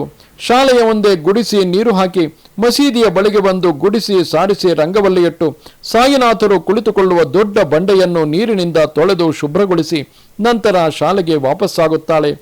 ಅವಳ ವಾಸದ ಕೊಠಡಿಗೆ ಒಂದು ಕಿಟಕಿ ಇದೆ. ಈಶಾನ್ಯ ಮೂಲೆಯಲ್ಲಿ ತನ್ನ ರಾಧಾಕೃಷ್ಣ ವಿಗ್ರಹವನ್ನು ಮನೆಯೊಂದರ ಮೇಲೆ ಇಟ್ಟಿದ್ದಾಳೆ. ಜೊತೆಯಲ್ಲಿ ವಿಘ್ನೇಶ್ವರನ ವಿಗ್ರಹವು ಮತ್ತು ಪಂಡರೀನಾಥನ ಭಾವಚಿತ್ರವು ಕಂಗೊಳಿಸುತ್ತಿದೆ. ಕೊಠಡಿಯನ್ನು ಶುಭ್ರ ಮಾಡಿ ದೇವರ ಮುಂದೆ ರಂಗವಲ್ಲಿಯಿಟ್ಟು ಸ್ನಾನ ಮಾಡುವಳು. ಬಿಳಿ ವಸ್ತ್ರವನ್ನು ಮಾತ್ರ ಉಡುವಳು. ಶ್ವೇತ ವಸ್ತ್ರ ಧರಿಸಿ ದೇವರ ಎದುರುಗಡೆ ಮಣೆ ಹಾಕಿಕೊಂಡು ಅದರ ಮೇಲೆ ಬಿಳಿ ವಸ್ತ್ರ ಹಾಕಿ ಆಸೀನಳಾಗಿ ಮಂತ್ರಯುಕ್ತವಾಗಿ ಮೊದಲು ಪೂಜೆ ಮಾಡುತ್ತಾಳೆ. ಆ ವೇಳೆಯಲ್ಲಿ ಬಾಹ್ಯ ಸ್ಮೃತಿಯನ್ನು ಮೆಟ್ಟಿ ಅಂತರ್ಮುಖಿಯಾಗುತ್ತಾಳೆ. ದೇವರಿಗೆ ತನ್ನಲ್ಲಿದ್ದುದನ್ನು ಭಕ್ತಿಯಿಂದ ನೈವೇದ್ಯ ಮಾಡಿ ಧ್ಯಾನ ಮಗ್ನಳಾಗುತ್ತಾಳೆ. ಅಮೃತ ಶಿಲೆಯಂತೆ ದೇವರ ಮೂರ್ತಿಯಂತೆ ಕುಳಿತ ಆಕೆ ಒಂದು ತೇಜಪುಂಜದಂತೆ ಕಾಣುತ್ತಾಳೆ. ಧ್ಯಾನದಿಂದ ಎದ್ದು ಬಂದಾಗ ಆಗ ತಾನೇ ಅರಳಿದ ಪಾರಿಜಾತದಂತೆ ಕಾಣುತ್ತಾಳೆ. ಬಾಬಾರ ಬಳಿ ಮಸೀದಿಗೆ ಬರುತ್ತಾಳೆ. ಅಪರಿಚಿತರು ಯಾರಾದರೂ ಬಾಬಾ ಬಳಿ ಇದ್ದಲ್ಲಿ ತನ್ನ ಮನೆಯ ಸಂಪ್ರದಾಯದಂತೆ ತಲೆ ತುಂಬ ಸೆರಗು ಹೊದ್ದು ಮುಸುಕು ಹಾಕಿಕೊಳ್ಳುತ್ತಾಳೆ. ಸಾಯಿ ಮಹಾರಾಜ್ ಕಿ ಜೈ ಎಂದು ಬಾಬಾರ ಪಾದಗಳಲ್ಲಿ ಮೊಣಕಾಲೂರಿ ನಮಸ್ಕರಿಸುತ್ತಾಳೆ. ಸಾಯಿ ಆಶೀರ್ವದಿಸುತ್ತಾರೆ. ಎಲ್ಲರೂ ನನ್ನನ್ನು ಸಾಯಿನಾಥನೆಂದು ಕರೆದರೆ ನೀನೊಬ್ಬಳು ಸಾಯಿ ಮಹಾರಾಜ್ ಎನ್ನುವಿಯಲ್ಲ, ಹೀಗೆ ರಾಧಾಕೃಷ್ಣ ಆಯಿ ಎಂದಿದ್ದರು. ಆಗ ರಾಧಾಕೃಷ್ಣ ಆಯಿ, ನಾವೆಲ್ಲ ಸಾಮಾನ್ಯರು. ನೀವು ಶಿರಡಿಗೆ ಅಲ್ಲದೆ ಇಡೀ ಲೋಕಕ್ಕೆ ಅನಭಿಷಿಕ್ತ ಚಕ್ರವರ್ತಿ. ಆದ್ದರಿಂದ ನಿಮ್ಮನ್ನು ಅದೇ ರೀತಿ ಕರೆದು ಆರಾಧಿಸಲು ಅನುಮತಿ ಪ್ರಸಾದಿಸಬೇಕು ಎಂದಳು ವಿನಯದಿಂದ. ಬಾಬಾ, ಹಾಗೆಯೇ ಆಗಲಿ. ಯಾರು ಹೇಗೆ ಕರೆದರು, ಹೇಗೆ ಪೂಜಿಸಿದರು ನಾನು ನುಡಿದು ಆಶೀರ್ವದಿಸುತ್ತೇನೆ ರಾಧಾಕೃಷ್ಣ ಆಯಿ ಎಂದು ಹುಸಿ ನಗೆ ನಕ್ಕರು. ನಂತರ ಬರುವ ಭಕ್ತರನ್ನು ವಿಶ್ವಾಸದಿಂದ ಮಾತನಾಡಿಸುವಳು. ವಯೋಗುಣಕ್ಕೆ ಅನುಗುಣವಾಗಿ ತಾಯಿ, ಅಕ್ಕ, ಅಣ್ಣ, ತಂಗಿ, ತಮ್ಮ ಎಂದು ಸಂಬೋಧಿಸುತ್ತಾಳೆ. ದೊಡ್ಡಪ್ಪ, ತಾತ, ಮಾವ, ಭಾವ ಎಂದು ಗಂಡಸರನ್ನು ಕರೆಯುವುದು ಆಚಾರ. ಅದಕ್ಕೆಲ್ಲ ಕುಲಗಳು ಮತಗಳು ಅಡ್ಡಬಾರವು. ಎಲ್ಲರೂ ಒಂದು ಗ್ರಾಮದಲ್ಲಿ ಕುಟುಂಬದ ಸದಸ್ಯರನ್ನು ಕರೆಯುವ ವಾತ್ಸಲ್ಯಪೂರಿತ ಸಂಬೋಧನೆಗಳು ಸಂಬಂಧ ಬಾಂಧವ್ಯಗಳವು. ಈ ಗುಣದಿಂದಾಗಿ ರಾಧಾಕೃಷ್ಣ ಆಯಿ ಮಹಿಳೆಯರಿಗೆಲ್ಲ ಅಕ್ಕನಾಗಿ ಪಾತ್ರ ವಹಿಸಿದ್ದಾಳೆ. ಹಿರಿಯರಿಗೆ ಮಗಳಂತೆ, ಮಕ್ಕಳಿಗೆ ಚಿಕ್ಕಮ್ಮನಂತೆ ಪ್ರೀತಿಯಿಂದ ಮಾರ್ಪಡುತ್ತಾಳೆ. ಶಿರಡಿಯಲ್ಲಿ ಈ ಮಹಾದ್ಭುತ ಸೌಂದರ್ಯ ರಾಶಿ ಬೆಳದಿಂಗಳಿನಂತೆ ಬಂದುದು. ಶಿಷ್ಟಾಚಾರ ಸಂಪನ್ನತೆಯ ಆಕೆಯ ಪ್ರವರ್ತನೆ ಎಲ್ಲವೂ ಗೌರವ ಭಾವವನ್ನು ಬೆಳೆಸುತ್ತದೆ. ಅತ್ತ ಸಾಯಿ ಸಂಸ್ಥಾನ, ಸಾಯಿ ದರ್ಬಾರ, ಸಾಯಿ ಉತ್ಸವ, ಸಾಯಿ ಪಲ್ಲಕ್ಕಿ ಸೇವೆ, ಸಾಯಿಗೆ 4 ವೇಳೆಗಳ ಆರತಿಗಳು, ಸಾಮೂಹಿಕ ಸಂಕೀರ್ತನೆ ಸೇವೆ, ಚಂದನಾದಿ ಪೂಜೆಗಳು ಇವುಗಳನ್ನು ನಡೆಸಿ ಸಾಯಿನಾಥನನ್ನು ಮಹಾರಾಜನನ್ನಾಗಿ ಭಾವಿಸುವಂತೆ ತಿಳಿಯಪಡಿಸಬೇಕು. ಇದು ಆಚರಣೆಯಿಂದ ಮಾತ್ರ ಸಾಧ್ಯ. ಸಾಯಿ ಸಗುಣ ಪೂಜೆ ನಡೆಯಬೇಕು. ಸಾಯಿ ಮಹಾರಾಜ್ಗೆ ಪಾಂಡುರಂಗನಂತೆ ರಾಧಾಕೃಷ್ಣನಂತೆ ಸೇವೆ ನಡೆಯಬೇಕು. ಚಕ್ರವರ್ತಿ ಎಂದು ಸೇವೆ ಮಾಡಬೇಕು. ಈ ಮೂಲಕ ಶಿರಡಿಯ ಸಾಯಿ ಸಂಸ್ಥಾನವು ವೈಭವದಿಂದ ರೂಪು ತಳೆಯಬೇಕು. ಲಕ್ಷಾಂತರ ಭಕ್ತರಿಗೆ ಸಾಯಿ ಪ್ರಸಾದ ಸಲ್ಲಬೇಕು. ಬಡವರಿಗೂ ಅದು ಸಿಗುವಂತಿರಬೇಕು. ಸಾಯಿ ಮಹಾರಾಜ್ಗೆ ಛತ್ರ ಚಾಮರಗಳ ಸೇವೆಯಾಗಬೇಕು. ದಂಡಧಾರಿಗಳಾದ ಭಟರು ಮುಂದೆ ಸಾಗಬೇಕು. ಚಕ್ರವರ್ತಿಯ ಹಾಗೆ ಸಾಯಿನಾಥರು ಬರುತ್ತಿದ್ದರೆ ನಗಾರಿಗಳೊಡನೆ ಉತ್ಸವ ಮುಂದೆ ಸಾಗುತ್ತಾ ಕೀಲು ಕುದುರೆ ನೃತ್ಯ ಮಾಡುತ್ತಾ ಮುಂದೆ ನಡೆಯಬೇಕು ಎನ್ನುವ ರಾಧಾಕೃಷ್ಣ ಆಯಿಯ ಸುಸ್ವಪ್ನಗಳೆಲ್ಲವೂ ಮುಂದೆ ಒಂದೊಂದಾಗಿಯೇ ಕೈಗೂಡುತ್ತವೆ. ಗಾಯನ ಪ್ರಿಯೆ ಹಾಗೂ ನಾಟ್ಯ ಮಯೂರಿಯೂ ಆಗಿರುವ ಆಕೆ ಈಗ ಸಾಯಿ ಮಹಾರಾಜರೇ ತನ್ನ ಆರಾಧ್ಯ ದೇವರೆಂದು ಬಾಬಾರಲ್ಲಿ ಸಂಪೂರ್ಣ ಭಕ್ತಿ ಪರವಶಳಾಗಿದ್ದಾಳೆ. ಹೀಗೆ ರಾಧಾಕೃಷ್ಣ ಆಯಿ ದಿನದಂತೆ ಮಸೀದಿಯ ಮುಂಬಾಗಿಲನ್ನು ಗುಡಿಸುತ್ತಿದ್ದಾಳೆ. ಬಿಂದಿಗೆಯಲ್ಲಿ ನೀರು ತರುತ್ತಾಳೆ, ರಂಗವಲ್ಲಿ ಇಡುತ್ತಾಳೆ. ವಿಚಿತ್ರ ರೀತಿಯಲ್ಲಿ ಎಲ್ಲ ಕಲಾಪಗಳನ್ನು ನೃತ್ಯಕ್ಕೆ ಅಳವಡಿಸಿದ್ದಾಳೆ. ಆಕೆಯ ಶರೀರವು ರಾಧಾದೇವಿಯೊಳಗೆ ಪರಕಾಯ ಪ್ರವೇಶ ಮಾಡಿದಂತಿದೆ. ಆಕೆ ಮಧುರ ಕಂಠದಿಂದ ಹಾಡುತ್ತಿದ್ದಾಳೆ. ಮಕರ ಸಂಕ್ರಾಂತಿಯ ಆ ಚಳಿಯಲ್ಲಿ ಆಕೆಯ ಧ್ವನಿಯು ಶಿರಡಿಯಲ್ಲೆಲ್ಲ ಪ್ರತಿಧ್ವನಿಸುತ್ತಿದೆ. ಸಾಯಿಬಾಬಾ ಕುಳಿತುಕೊಳ್ಳುವ ಶಿಲೆಯ ಮೇಲೆ ತಾನು ತಲೆಗೆ ಮುಸುಕು ಹಾಕಲು ಉಪಯೋಗಿಸುವ ಬಿಳಿ ವಸ್ತ್ರವನ್ನು ಹರಡಿದ್ದಾಳೆ. ಆಕೆ ಬಲು ಭಕ್ತಿ ಪರವಶಳಾಗಿ ನರ್ತಿಸುತ್ತಿದ್ದಾಳೆ. ಬಟ್ಟೆಯ ಮೇಲೆ ಸಿಂಹನಂದಿನಿ ನೃತ್ಯದಂತೆ ಪಾದಮುದ್ರೆ ಹಾಕುತ್ತಿದ್ದಾಳೆ. ಕೈ ಮುದ್ರೆಗಳನ್ನು ಈ ನರ್ತಕಿ ಮಣಿ ಹೊಸ ನಾಟ್ಯದಿಂದ ಮೂಡಿಸುತ್ತಿದ್ದಾಳೆ. ಬಾಬಾ ಕುಳಿತುಕೊಳ್ಳುವ ಶಿಲೆಯ ಮೇಲೆ ಬಿಳಿ ವಸ್ತ್ರವನ್ನು ಹರಡಿರುವ ರಾಧಾಕೃಷ್ಣ ಆಯಿ ಬೆಳಗಿನ ಜಾವದ ಬ್ರಾಹ್ಮಿ ಮುಹೂರ್ತದಲ್ಲಿ ಕೈಲಾಸದಲ್ಲಿ ಪಾರ್ವತಿ ಪರಮೇಶ್ವರರ ಎದುರು, ಅದೇ ವೇಳೆಯಲ್ಲಿ ಕ್ಷೀರಸಾಗರದಲ್ಲಿ ಲಕ್ಷ್ಮೀನಾರಾಯಣರ ಎದುರು, ಬ್ರಹ್ಮಲೋಕದಲ್ಲಿ ಅಂದರೆ ಸತ್ಯಲೋಕದಲ್ಲಿ ಬ್ರಹ್ಮದೇವರು ಮತ್ತು ವಿದ್ಯಾ ಕಲಾಧಿದೇವತೆಯಾದ ಮಾತೆ ಸರಸ್ವತಿ ಎದುರು ನರ್ತಿಸುತ್ತಿರುವ ಅನುಭೂತಿಯಿಂದ, ಬ್ರಹ್ಮಾನಂದಾನುಭೂತಿಯಿಂದ ಮೈಮರೆತು ಪರವಶಗೊಂಡು ಸಮಾಧಿ ಸ್ಥಿತಿಯೊಳಗೆ ಹೊರಟ ಯೋಗಿನಿಯಂತೆ ನರ್ತಿಸುತ್ತಿದ್ದಾಳೆ. ಹಾಡಿಗನುಗುಣವಾಗಿ ಹಸ್ತ ಮುದ್ರೆಗಳನ್ನು ವಸ್ತ್ರದ ಮೇಲೆ ಮುದ್ರಿಸುತ್ತಿದ್ದಾಳೆ. ಮಧುಬನಿ ಚಿತ್ರಕಲೆ ರೂಪದ ಶಿಲ್ಪಕಲೆಯನ್ನು ಅಳವಡಿಸಿದ್ದಾಳೆ. ಅದರ ಮೇಲೆ ಮತ್ತೆ ಬಾಬಾರ ಪಾದಗಳು, ಕೈಗಳು, ಬೆರಳುಗಳು, ಅಭಯ ಹಸ್ತ, ಬಾಬಾ ಧರಿಸಿರುವ ಕಫ್ನಿ, ತಲೆ ಬಾಬಾರ ಮುಖ, ಹೊಳೆವ ಕಣ್ಣುಗಳು, ಪ್ರಸನ್ನವಾದ ಕಿರುನಗೆ, ಅವರು ಕುಳಿತುಕೊಳ್ಳುವ ಶಿಲಾ ಸಿಂಹಾಸನ, ಅದರ ಹಿಂದೆ ಅಣಿಮಾದಾಭಿರಾ ಪುತ್ರಂ ಮಯೂಖೈಹಿ ಎಂದು ಅಮ್ಮನವರ ಸಹಸ್ರನಾಮ ಸ್ತೋತ್ರದಲ್ಲಿ ಬರುವ ಪ್ರಪ್ರಥಮ ಧ್ಯಾನ ಶ್ಲೋಕದ ಅರ್ಥದಂತೆ ಮುದ್ರಿಸಿದಳು. ಅಣಿಮಾದಿ ಅಷ್ಟಸಿದ್ಧಿಗಳಿಂದ ಕೂಡಿದ ತೇಜೋಪುಂಜ ಚಿತ್ರವು ಚಿತ್ರಿತವಾಗಿ ಆ ಬಟ್ಟೆಯ ಮೇಲೆ ಬಾಬಾರವರು ಸಜೀವ ಚಿತ್ರವಾಗಿ ನಿಂತರು. ಆಕೆಗೆ ತನ್ನ ಪರಿಸರವೆಲ್ಲ ಬೃಂದಾವನವಾಗಿ, ತಾನು ರಾಧೆಯಂತೆ, ಸಾಯಿನಾಥರು ರಾಧಾಕೃಷ್ಣನಂತೆ, ಸುತ್ತಲೂ ನೋಡುತ್ತಿರುವವರೆಲ್ಲ ಗೋಪ ಗೋಪಿಕೆಯರಂತೆ ಕಾಣಿಸುತ್ತಿದ್ದಾರೆ. ಆಕೆಯು ವೃತ್ತಾಕಾರದಲ್ಲಿ ನರ್ತಿಸುತ್ತಿದ್ದಾಳೆ. ಆಕೆಯ ಕಲ್ಪನೆಯಲ್ಲಿ ಆಯಿಯ ಪಕ್ಕದಲ್ಲಿ ಸಾಯಿಬಾಬಾರು ಸಹ ಯುವಕನಂತೆ ಗೆಜ್ಜೆ ಕಟ್ಟಿ ಆಕೆಯೊಂದಿಗೆ ಅದ್ಭುತವಾಗಿ ನರ್ತಿಸುತ್ತಿದ್ದಾರೆ. ಗೋವುಗಳು, ಎಳೆ ಕರುಗಳು, ಗೋಧೂಳಿ ಎಲ್ಲವೂ ಬೃಂದಾವನವಾಗಿದೆ. ಅದುವೇ ಆನಂದ ಧಾಮವಾಗಿದೆ. ಆ ವೇಳೆಗೆ ಮೆಲ್ಲನೆ ಮಸೀದಿ ಮೆಟ್ಟಿಲುಗಳನ್ನು ಇಳಿದು ಬರುತ್ತಿದ್ದಾರೆ ಸಾಯಿ. ಆಕೆ ನರ್ತಿಸುತ್ತಿದ್ದಾಳೆ. ಆಕೆ ಬಿಡಿಸಿದ ರಂಗವಲ್ಲಿಯು ಪಾದಮುದ್ರೆಗಳಿಂದ ಚದುರಿ ಹೋಗಿ ಬಣ್ಣ ಮತ್ತು ರಂಗೋಲಿ ಮಿಶ್ರವಾಗಿ ಬೀಭತ್ಸವಾಗಿ ರಾಧಾಕೃಷ್ಣ ಆಯಿ ಕೈಗಳಿಂದ ಮುದ್ರಿಸಿದ ತಮ್ಮ ಮೂರ್ತಿಯನ್ನು ಕ್ಷಣಕಾಲ ವೀಕ್ಷಿಸಿದರು. ಆ ಬಟ್ಟೆಯನ್ನು ಅತಿ ಜಾಗರೂಕತೆಯಿಂದ ತಮ್ಮ ಕೈಗಳಿಂದ ತೆಗೆದುಕೊಂಡು ಸಿಂಬಿಯಂತೆ ಸುತ್ತಿದರು. ಮುಂದೆ ಏನು ನಡೆಯಲಿದೆಯೋ ಯಾರಿಗೂ ತಿಳಿಯುವ ಹಾಗಿಲ್ಲ. ಆಯಿ, ರಾಧಾಕೃಷ್ಣ ಆಯಿ! ಭೂಮಿ ಆಕಾಶಗಳನ್ನು ಸೀಳುವಂತೆ ಪ್ರತಿಧ್ವನಿಸಿದ ಗರ್ಜನೆ. ಹೀಗೆ ಬಾಬಾರ ಗರ್ಜನೆ ಕೇಳಿ ಆಕೆ ಹಿಮ್ಮೆಟ್ಟಿದಳು. ದಿಗ್ಭ್ರಾಂತಳಾಗಿ ಇಹಲೋಕಕ್ಕೆ ಬಂದಳು. ಬಾಬಾರ ಕಡೆ ತಮ್ಮ ದೃಷ್ಟಿಯನ್ನು ಕೇಂದ್ರೀಕರಿಸಿ ನೋಡಿದಳು. ದಿಗಂತಗಳಾಚೆ ಕೇಳಿಸಿತು ಆ ಧ್ವನಿ. ರಾಧಾಕೃಷ್ಣ ಆಯಿ, ಪುನಃ ಅವರ ಗರ್ಜನೆ. ಆಗ ಆಕೆ ಇಹಲೋಕಕ್ಕೆ ಇಳಿದಳು. ಎದುರಿಗೆ ಸಾಯಿಯ ಕೈಗಳಲ್ಲಿ ಬಿಳಿ ಬಟ್ಟೆಯ ಮೇಲೆ ಸಾಯಿಯ ಬಣ್ಣದ ಚಿತ್ರ ಒಂದೊಂದಾಗಿ ಮುಸುಕಾಗಿ ಕಾಣಲಾರಂಭಿಸಿದೆ. ಬಾಬಾ ರಾಧಾಕೃಷ್ಣನೇ ಪರಮಶಿವನೇ ಅಂತೆಯೇ ಕಾಣುತ್ತಿದ್ದಾರೆ. ಹರಿಯಂತೆ, ಹರನಂತೆ ಸಾಕಾರವಾಗಿ, ನಿರಾಕಾರನಾಗಿ, ತ್ರಿಗುಣ ಮೂರ್ತಿಯಾಗಿ, ತ್ರಿಗುಣಾತೀತನಾಗಿ. ರಾಧಾಕೃಷ್ಣ ಆಯಿ, ಏನಿದೆಲ್ಲ? ಇದು ದ್ವಾರಕಾಮಾಯಿ ಮಸೀದಿ ಎಂದುಕೊಂಡೆಯ? ನೃತ್ಯ ಮಂಟಪವೆಂದುಕೊಂಡೆಯ? ನಡಿ, ಹೋಗು, ಇಲ್ಲಿಂದ ಹೋಗು, ಹೊರಟು ಹೋಗು, ಹೋಗುವೆಯೋ ಇಲ್ಲವೋ ಎನ್ನುವಷ್ಟರಲ್ಲಿ ರಾಧಾಕೃಷ್ಣ ಆಯಿಗೆ ಜ್ಞಾನೋದಯವಾಗಿ ಈ ಲೋಕದ ಅರಿವಾಗಿದೆ. ಸಾಯಿ ಉಗ್ರರಾಗಿ ಅರಚುತ್ತಿದ್ದಾರೆ. ಕೆಳಗೆ ಬಿದ್ದಿದ್ದ ಕಲ್ಲು ಚೂರುಗಳಿಂದ ಆಕೆಗೆ ಎಸೆದು ಬೀಸಿ ಒಗೆಯುತ್ತಿದ್ದಾರೆ. ತೋರು ಬೆರಳಿನಿಂದ ಹೆದರಿಸುತ್ತಿದ್ದಾರೆ. ಆದರೆ ಆ ಬಿಳಿಯ ಬಟ್ಟೆಯ ಮೇಲೆ ಚಿತ್ರಿಸಿದ್ದ ಚಿತ್ರವನ್ನು ಮಾತ್ರ ಹರಿಯಲಿಲ್ಲ. ಜೋಪಾನವಾಗಿ ಹಿಡಿದುಕೊಂಡಿದ್ದಾರೆ.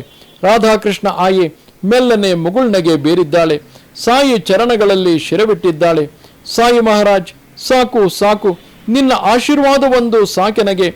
ಸಾಕಾರ ನಿರಾಕಾರ ಸಗುಣ ನಿರ್ಗುಣ ಜಡ ಚೈತನ್ಯ ಮೂರ್ತಿಯಾದ ನಿನ್ನ ನಿಜ ಸ್ವರೂಪವನ್ನು ಸಾಕ್ಷಾತ್ಕರಿಸಿರುವೆ. ಅದೇ ನಾನು ಅಪೇಕ್ಷಿಸಿದ ಬಹುಮಾನ, ದೊಡ್ಡ ಸನ್ಮಾನ. ನಿನ್ನ ಸಾಕಾರ ರೂಪವಲ್ಲದೆ ನಿರ್ಗುಣ ನಿರಾಕಾರ ರೂಪವನ್ನು ದರ್ಶಿಸುವಂತೆ ನೀನು ಬೋಧನೆ ಮಾಡಿರುವೆ. ಈ ನಿನ್ನ ಪರೋಕ್ಷ ಬೋಧೆ ನನಗೊಬ್ಬಳಿಗೆ ಅರ್ಥವಾಗಿರುವುದು. ಮಿಕ್ಕ ಈ ಜನರಿಗೆಲ್ಲ ನೀನು ನನ್ನನ್ನು ಕಂಡರೆ ಅಸಹ್ಯ ಪಡುವೆ ಎಂಬ ಭಾವನೆ ನಿನ್ನೆದುರಿಗೆ ಬಾರದಿರುವಂತೆ ನಿನ್ನಲ್ಲಿ ನಾನು ಲೀನವಾಗಿ ಹೋಗಿದ್ದೇನೆ.